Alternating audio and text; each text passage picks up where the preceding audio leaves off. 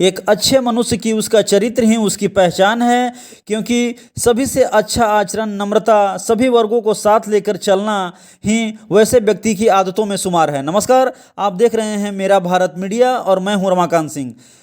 आज एक बड़ी खबर आपको बता दें कि डॉक्टर प्रकाश चंद्रा जो एक अच्छे समाजसेवी में उनका नाम शुमार है, और समाजसेवी में शुमार होने के साथ साथ हैंड्स ऑफ प्रकाश चंद्रा इनकी संस्था में हजारों लड़के कार्य करते हैं। ये लगातार सामाजिक कार्यों में बढ़ चढ़कर हिस्सा लेते हैं, चाहे किसी गरीब की शादी हो या गरीब को कपड़ा का सहारा देना हो या बेसहारे को भोजन देना हो या कोई धार्मिक आयोजन हो, उसमें हैंड्स ऑफ प्रकाश चंद्रा जो संस्था है उसके सदस्यों को वहां भेजकर डॉक्टर प्रकाश चंद्रा लगातार मदद पहुंचाते हैं। कुल मिलाकर इनकी छवि समाजसेवी के बाद ही एक वरिष्ठ लोजपा नेता के रूप में आती है। आपको बता दें कि एक मामला सामने आ रहा है, शिक्षक पिटाई मामले पर इन पर कुछ आरोप लग रहा है, और आरोप लगने पर इन्होंने इस घटना पर क्या कुछ सफाई दी है, आइए आपको विस्तार से सुनवाते हैं। प्रकाश चंद्रा का चरित्र ही उसकी पहचान है। मेरा आचरण, मेरी सौम्यता, लोगों की इज्जत करना, लोगों को प्रतिष्ठा देना, तो क्या ऐसे लोग भूखे पाले हैं? और प्रकाश चंद्रा की छवि पूरे जिले में न किसी व्यवसायी के रूप में है, न कुछ उसकी पहचान उसके पैसे के कारण है। प्रकाश चंद्रा का चरित्र ही उसकी पहचान है। कभी कभी किसी व्यक्ति को अगर कोई ऊंची जाति का है तो आप उसके उच्च आचरण को नहीं देखते, आप सीधे ऊंची जाति का बोल करके उसको गाली देते हैं। आपकी किसी भी जाति का अगर व्यक्ति हो तो उसकी कुंठा होती है। आप आचरण उच्च करें ना, जिसका आचरण उच्च है वो उच्च जाति का है, उच्च कुल का है, जिसका आचरण निम्न है वो निम्न कुल का है। आज हैंड्स ऑफ प्रकाश चंद्रा में 22,347 लोग हैं, 22,347 लोग, और ये लोग पूरे जिले में हैं, और इसमें से सभी जाति सभी वर्ग के लोग हैं। आयु वर्ग उनका जितने लोगों का है वो 16 साल से लेकर के 30 साल तक का है, सभी यूथ हैं। आपको लगता है कि इस उम्र में जब लोग रोजगार के लिए भटकते हैं, कोई बालू माफिया और दारू माफिया होगा? अगर ऐसा है तो उसका नाम उजागर करके पुलिस को देना चाहिए। वो तो जो भी लोग हम पर आरोप लगाना, आरटीआई एक्टिविस्ट हैं, तो सब पे उंगली उठाते हैं, तो उनको बताना चाहिए कि वो लोग कौन है। मैं ब्राह्मणसी समाज का है, जिस समाज के लोग आज मुझे गाली दे रहे हैं 100-200 लोग, ये समाज काफ़ी बड़ा है, इसकी संख्या करोड़ों में है, लाखों में नहीं, तो उसमें से मात्र 100-200 लोग टारगेट कर रहे हैं। वो ऐसे लोग हैं जो हमको नहीं जानते हैं, मेरे बारे में अगर जान जाएंगे तो गाली नहीं देंगे, वो अच्छा ही लिखेंगे। कि लोगों को नामजद किया गया है, जिसमें षड्यंत्रकर्ता के रूप में मेरा भी नाम है। हम अभी भी प्रशासन से अपील करेंगे कि अगर हमारा षड्यंत्रकर्ता में नाम आता हो तो मुझे गिरफ्तार करके जेल भेजा जाए। मैं दोषी हूँ तो मुझे सबसे कड़ी सजा जो दी जा सकती है दी जाए। अगर मेरा साजिश में कहीं कोई हाथ है तो मुझे सजा मिलनी चाहिए। इसमें जो भी दोषी हैं उनको उन पर प्रशासन के द्वारा कड़ी कार्रवाई की जानी चाहिए, ऐसी कार्रवाई की जानी चाहिए कि ऐसी घटनाएं दोहराई नहीं जा सके।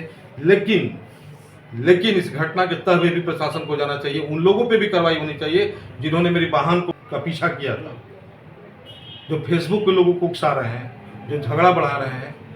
आप समाज को किस दिशा में ले जाना चाहते हैं? हम लोगों से अपील करेंगे कि संयम बरतें, मामले की जाँच करें, अगर हम दोषी हैं तो हम सार्वजनिक रूप से सजा भुगतने चाहिए। कोई भी सामाजिक व्यक्ति अपने साथ गुर्गा नहीं रखता है, और प्रकाश चंद्रा की छवि पूरे जिले में न किसी व्यवसायी के रूप में है, न कुछ उसकी पहचान उसके पैसे के कारण है। प्रकाश चंद्रा का चरित्र ही उसकी पहचान है। मेरा आचरण, मेरी सौम्यता, जितने भी लोग मेरे पास दिन भर में कम से कम 200-300 विजिटर मेरे पास आते हैं, सबको देख के खड़ा होना, सबको देख कर जाते समय खड़ा होना, लोगों की इज्जत करना, लोगों को प्रतिष्ठा देना, तो क्या ऐसे लोग भूखे पाले हैं? और आपको लगता है कि यह वो दशक है या वो समय है जिसमें लोग भूखे पाल पाएंगे? आखिर ऐसा आरोप क्यों लगाया गया? आरोप इसलिए लगाया गया, कुछ लोग कुंठा से ग्रसित होते हैं, पूर्वाग्रह से ग्रसित होते हैं।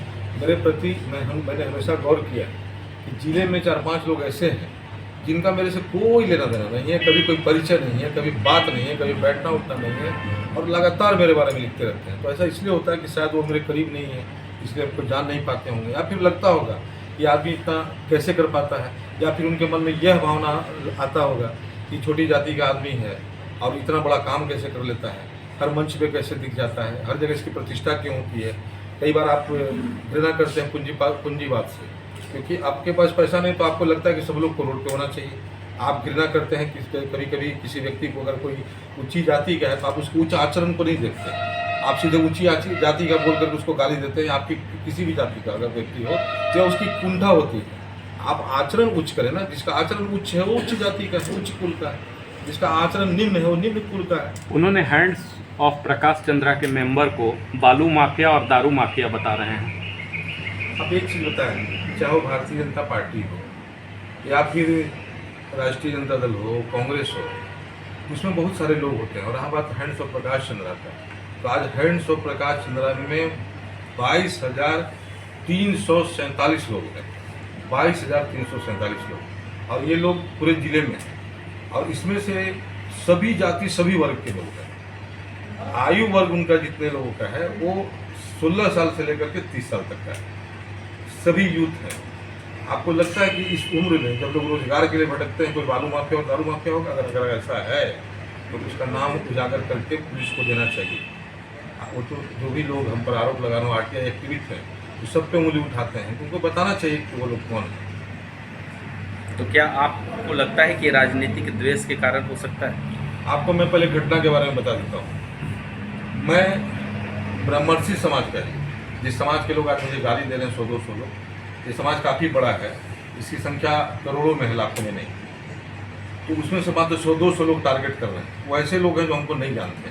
मेरे बारे में अगर जान जाएंगे तो गाली नहीं देंगे, वो अच्छा ही लिखेंगे। मैं 21 तारीख को रात में लगभग 10 बजे राजू शर्मा और सुनील शर्मा जी के यहाँ बिरई से शादी अटेंड करके 23 अप्रैल को रात में लगभग 10 बजे राजू शर्मा जी और सुनील शर्मा जी जो बिरई गाँव के निवासी हैं, उनके यहाँ से शादी अटेंड करने के बाद नागेंद्र शर्मा जी को मेरे बगल में बैठे हैं, ये अरई गाँव के निवासी, इनकी बेटी की शादी में मैं जा रहा हूँ। रास्ते में रोड जाम था, बस खराब पड़ी हुई थी। उस जाम को हटाने के लिए जो पूर्व सैनिक हैं, एक तरफ आप अग्निवीरों को बोलते हैं, सरकार बोलती है कि 4 साल के बाद वो लोग जॉब करेंगे और जॉब करके लोगों की सेवा देंगे, लोगों की सुरक्षा कर्मी का काम करेंगे, बैंक में व्यावसायिक प्रतिष्ठान में सुरक्षा कर्मी का काम करेंगे। मैं भी व्यवसायी हूँ, 6 राज्यों में मेरा उद्योग धंधा और व्यापार है, तो मेरे साथ भी सुरक्षा कर्मी मेरी सुरक्षा के लिए होते हैं, किसी को अपमानित करने के लिए नहीं। और सारे के सारे जवान सिख रेजिमेंट के और जाट रेजिमेंट के जवान, जितने भी जवान हैं, वो लोग रिटायर्ड कर्मी हैं, आपके यहाँ जॉब करने के लिए आए हैं। वो किसी को कहाँ कोई जानता है। वो सिर्फ गाड़ी पे हल्का सा ठोक करके इशारा किया कि सर रॉन्ग साइड है, बाएं ले लो, इतना ही ले लो बोला। उनको लगा कि हमको तुम बोला। ये लोग का लैंग्वेज होता है, चूँकि पंजाब का है, हरियाणा का है, राजस्थान का है और उत्तर प्रदेश का लोग हैं, तो उसने बोला, उनको लगा कि ये मेरे को तुम बोला। तो जैसे उसमें गर्म होने लगे, मैं अपनी गाड़ी को रॉन्ग साइड से ही उधर घुसा करके और उनके बगल में जाके मैं बोला कि रजनीश जी प्रणाम, क्या हो गया? तो बोले कि गुंडा पालते हैं। बोले हम आपको प्रणाम करा, हमको बोलते हैं गुंडा पालते हैं। इतना के बाद मैं उनका जितना खराब बोलने का तरीका था, मैं स्वयं शॉक्ड हो गया, क्योंकि मुझे लगता था, ऐसा मेरा भ्रम था कि मैं लोगों की इतनी इज्जत करता हूँ, इतनी सेवा करता हूँ कि सब लोग मुझे हाथ को उठा के रखते हैं और उठा के रखते भी हैं। मैं अभी भी बोल रहा हूँ कि 90% भूमिहार जाति के लोग आज भी मुझे हथेली पे रखते हैं, आज भी मुझे उतना ही इज्जत करते हैं। और मुझे जो वोट आया था वो भी इन्हीं का देन था, इन्हीं लोगों ने आगे बढ़ करके मुझे वोट भी दिलवाया था। वहाँ पर मैंने जैसे इतना बोला, उसके बाद 2 लड़के उतर गए गाड़ी से, जो साथ में किसी भी नेता के साथ 2 गाड़ी चलती है तो उसमें 2-4 लोग होते हैं। उन लोगों से ये व्यक्तिगत रूप से बहस करने लगे। मैंने बहस को टालते हुए इन लोगों को बैठा कर वहाँ से निकला। रजनीश जी एक शिक्षक होने के बावजूद मेरे गाड़ी को ओवरटेक इस ढंग से किया कि 2 बार धक्का लगते बचा। मैंने उनकी गाड़ी को साइड रख दिया और मुझे नागेंद्र शर्मा जी के यहाँ जाना था। मैंने फ़ोन किया, इनके यहाँ थे अश्विनी तिवारी जी, भारतीय जनता पार्टी के जिला प्रवक्ता। मैंने उनसे पूछा कि रजनीश जी मेरे गाड़ी को चेस कर रहे हैं। बोले किस चेस कर? तो हम बोले कैसे से बहस कर रहे थे, लड़का लोग तो उठ रहा, उनको बोला कि बहस कुछ कर रहे हैं, तो उन सब उलझ गए। अब उन लोग को दिखाने के लिए आगे गाड़ी रोकेंगे, बेइज्जत करेंगे, हंगामा होगा, हमको भी कुछ 10 बात बोलेंगे, तो हमको क्या करना चाहिए? तो अश्विनी तिवारी जी बोले कि आप जैसा उचित समझें, लेकिन हम तो कहेंगे कि आपको शादी में आना चाहिए। बावजूद उसके मेरे जैसा व्यक्ति को, आपको पता है कि साहस रखता है, किसी चीज़ से डरता नहीं है, लेकिन मुझे उस दिन शर्म लगा खुद पे। उस रात सचमुच में मुझे उनका बुरा लगा कि जिस प्रकार पुलिस वाले के हाथ में राइफल इंसास है कि फोटोस्टेबल होने के बावजूद लोग पत्थर मारते हैं, पुलिस वाले को गाली देते हैं, क्योंकि पता है कि ये कानून को का रखवाला, ये कभी भी हमारे पत्थर का जवाब पुलिस से नहीं देगा। उसी प्रकार मुझे यह समझ कर कि किस व्यक्ति को चुनाव लड़ना है, इसको वोट चाहिए, ये आदमी कुछ नहीं कर पाएगा, हमारी गाड़ी को खदेड़ा गया, हम उसके बावजूद भाग करके आ गए। मैंने सोचा था कि दूसरे दिन मैं जाऊंगा और अरई के राजकुमार मुखिया जी, अनिल मुखिया जी से मिल करके और इसको पंचायती बैठवा करके और इस मसले पर निदान निकलवाऊंगा कि ऐसा क्यों किया गया। अगर किसी लड़के ने आपको कुछ गलत भी बोला तो मैं कहाँ दोषी था। और उसके बावजूद इसको फेसबुक पर बढ़ाया गया। मुन्ना शर्मा जो मगध होटल का मालिक है, वो परमानेंट मेरा विरोधी है, मुद्दा चाहिए, वो और लिखना शुरू कर दिया। ब्रिज बिहारी तो कभी हमारे आदर्श नहीं रहे, हम तो गांधी के लोग हैं, फिर भी गांधी पर घमंड नहीं करते हैं। गांधी की मूर्ति और सिर्फ गांधी की मूर्ति को नहीं बनवाते हैं। जात का, हमारी जाति का कोई नेता नहीं है, हम हमेशा समाज को लेकर के चलने वाले लोग हैं। और व्यवसायी के दुकान में अगर कोई भी लोगों को नामजद किया गया है, जिसमें षड्यंत्रकर्ता के रूप में मेरा भी नाम है। हम अभी भी प्रशासन से अपील करेंगे कि अगर हमारा षड्यंत्रकर्ता में नाम आता हो तो मुझे गिरफ्तार करके जेल भेजा जाए। मैं दोषी हूँ तो मुझे सबसे कड़ी सजा जो दी जा सकती है दी जाए। अगर मेरा साजिश में कहीं कोई हाथ है तो मुझे सज़ा मिलनी चाहिए। इसमें जो भी दोषी हैं उन पर प्रशासन के द्वारा कड़ी कार्रवाई की जानी चाहिए। ऐसी कार्रवाई की जानी चाहिए कि ऐसी घटनाएं दोहराई नहीं जा सके। लेकिन इस घटना के तह में भी प्रशासन को जाना चाहिए। उन लोगों पे भी कार्रवाई होनी चाहिए जिन्होंने मेरी वाहन का पीछा किया था, जो फेसबुक पे लोगों को उकसा रहे हैं, जो झगड़ा बढ़ा रहे हैं। आप समाज को किस दिशा में ले जाना चाहते हैं? क्या बुद्धिजीवी समाज यही करता है कि समाज में विद्वेष पैदा करे? आप जातीयता से दूर समाज को उठाने की कोशिश नहीं कर रहे हैं। अगर आप 100-200 लोग किसी वर्ग को टारगेट करेंगे, आप बाकी लोगों को एकजुट होने का मौका दे रहे हैं। हम लोगों से अपील करेंगे कि संयम बरतें, मामले की जांच करें। अगर हम दोषी हैं तो हम सार्वजनिक रूप से सजा भुगतें। तो आपने देखा hands of Prakash Chandra, doctor Prakash Chandra ने शिक्षक पिटाई मामले पर प्रकाश डाला और उन्हें बताया कि अगर मैं दोषी हूं तो मुझे सज़ा मिले, अगर मैं दोषी हूं तो सज़ा भुगतने को भी बिल्कुल तैयार हूं। तो इस प्रकार जो चीज़ें हैं बिल्कुल स्पष्ट है। उन्होंने अपनी बातें रख दी है कि एक समाजसेवी जो है लगातार समाज की सेवा करना चाहता है, इस प्रकार के मामले में शामिल नहीं होना चाहता है। फिलहाल अब तो मामला जांच के बाद ही स्पष्ट हो पाएगा कि आने वाला समय में क्या कुछ होगा। इस खबर में इतना ही। तो देश और दुनिया की तमाम खबरों के लिए मिलते हैं अगले खबर में। बने रहिए मेरा भारत मीडिया के साथ। हर खबर आपके साथ, आपके हाथ।